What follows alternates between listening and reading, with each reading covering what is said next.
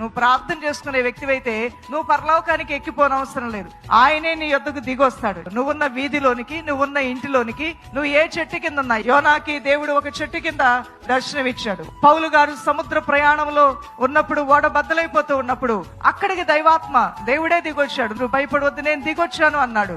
ఆ యొక్క చిన్న నావలో ప్రయాణం చేస్తున్నప్పుడు శిష్యులు పెను తుఫాను చేత వారు కొట్టబడుతూ ఉండగా అలల తాకిడికి ప్రభు అన్నాడు, నేను మీ దగ్గరే ఉన్నాను, మీరు భయపడవద్దు, నేనే నీ దగ్గరకు వస్తున్నానని ప్రభు సెలవిచ్చాడు. రోగములతోనూ, బాధలతోనూ, పక్షవాయువుతోనూ, కుంటి గుడ్డి చీకటి దురాత్మ పీడితులైన వారి వద్దకు ఆయనే వెళ్ళాడు. వెళ్ళి అక్కడ ఉన్నటువంటి సమస్యలను, ఆ బంధకాలని పూర్తిగా తీసివేసి ఆయన తన కృపతో తన ప్రజలను దర్శించాడు.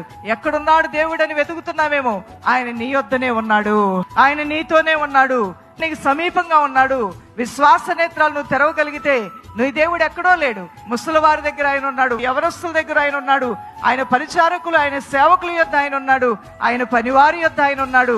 స్త్రీ అని పురుషుడని ఏ భేదము లేదు. ప్రతి ఒక్కరి యొద్దకు కూడా ఆయనే దిగివచ్చి కార్యాలు చేస్తాడు.